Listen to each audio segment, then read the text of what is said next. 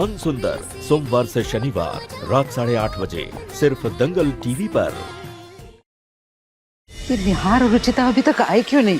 और तो और पूनम और आंचल भी पाठ के बीच में से उठकर कहीं गायब हो गई। माँ यहीं कहीं गए होंगे, आ जाएंगे, आप टेंशन मत लीजिए। लो, रुचिता निहार आ गए।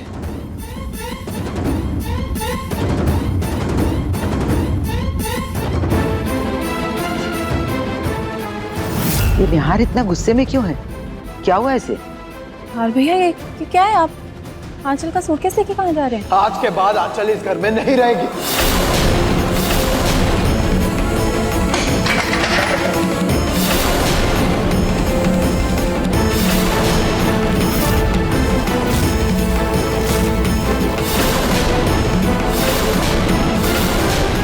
पूनम, आंचल, तुम दोनों कहाँ से आ रही हो?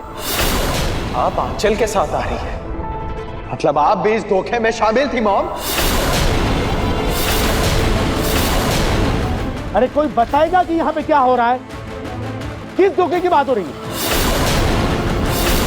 रुचिता, बेटा तुम बताओ, ये हो क्या रहा है? पापा जी, हमने अपने बच्चे को जन्म देने के लिए रत्ना जी को चुना था, लेकिन आंचल ने हमें धोखा देकर रत्ना की जगह ली और वो सरोगेट बन गई।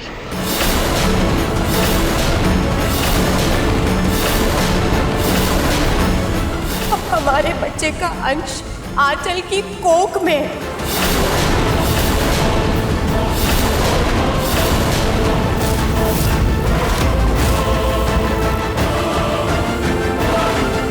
निहार बेटा, तुम्हें तो पूरी बात पता भी नहीं है। तुम बेकार में आंचल पर दोष दे रहे हो। एक बार पूरी बात तो सुन लो। अब सुनने समझने को बचा ही क्या है पूनम? मैंने तुम्हें और आंचल को अपने साथ पार्ट में बैठने के लिए कहा था, लेकिन तुम तो आंचल के साथ मेरे पोते और बहू को धोखा देकर आ रही हो।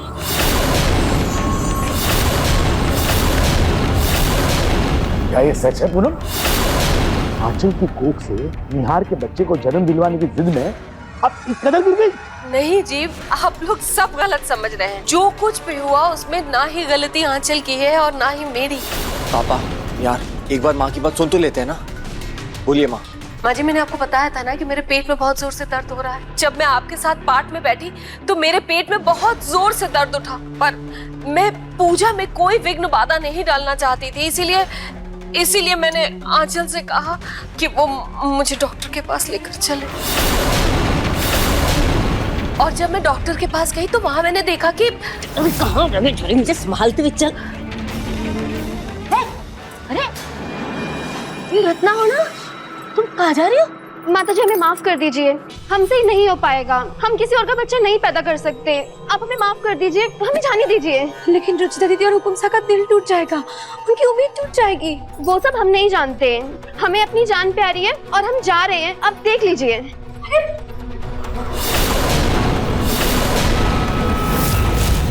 मुझे कुछ भी समझ में नहीं आ रहा था जी कि मैं क्या करूं। मेरी आंखों के सामने बस मेरे दोनों बच्चे नजर आ रहे थे, उनकी उम्मीद नजर आ रही थी जो कि उस रत्ना पर टिकी हुई थी। ये लोग बेचारे उस रत्ना का इंतजार कर रहे थे, लेकिन वो रत्ना वो तो वहां से भाग गई। मुझे कुछ भी समझ में नहीं आया। मैंने आंचल की ओर देखकर अपने हाथ जोड़ लिए, इससे विनती करी कि ये मान जा। और ये बेचारी लड़की बिना कुछ सोचे समझे मेरी रुचिता और निहार की खुशी के लिए मान गई।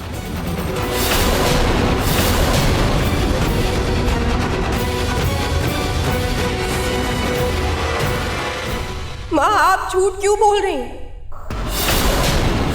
हम सब जानते हैं कि रत्ना बोल नहीं सकती थी, नहीं बोल सकती थी वो। माँ, ये रत्ना हमारे होने वाले बच्चे की सरोगेट मदर। क्या? माँ, ये बोल नहीं सकती।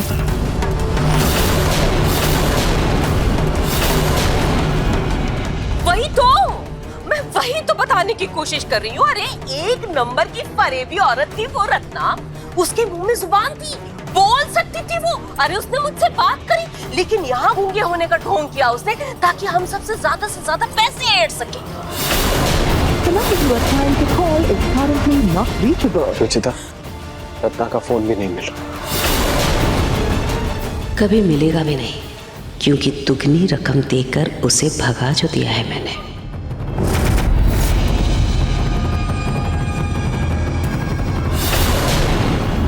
फिर भी माँ, अगर रत्ना जी भाग भी गई तो आप हमें बताती ना, पहले हमसे पूछती तो एक बार। मैं अपने बच्चे को लेकर, हमारे बच्चे को लेकर आंचल पर भरोसा नहीं कर सकती माँ।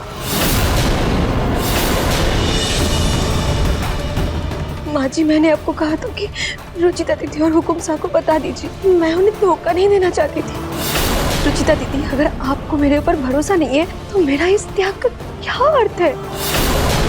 मैं आपका दिल दुखाकर आपको खुशी नहीं दे सकती। मैं अपनी गलती की सजा खुद को दूंगी।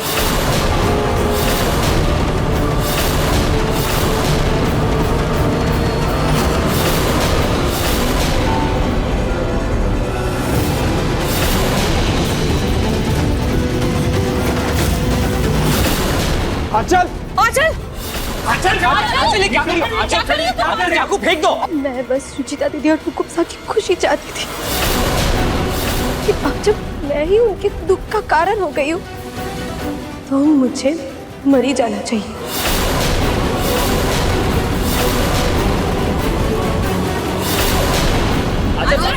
आंचल, आंचल, क्या कर रही हो ये तुम?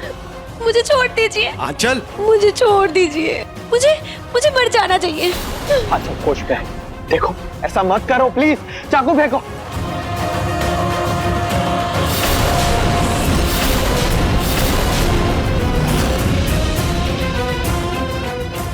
हाँ, आंचल, संभालो खुद को बेटा। आंचल, ये सब छोड़ दो, ऐसे नहीं करते। प्लीज, ये क्या कर रही हो तुम? आंचल, प्लीज चाकू फेंको।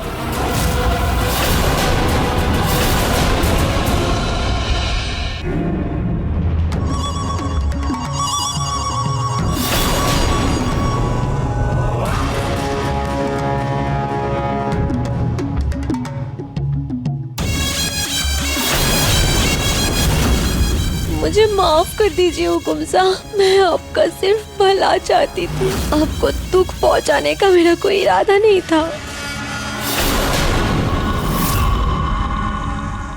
निहार, बेटा इसे अंदर लेकर जाओ। जब तक आंचल की रिपोर्ट नहीं आ जाती तब तक हमें थोड़ा संभल कर चलना होगा।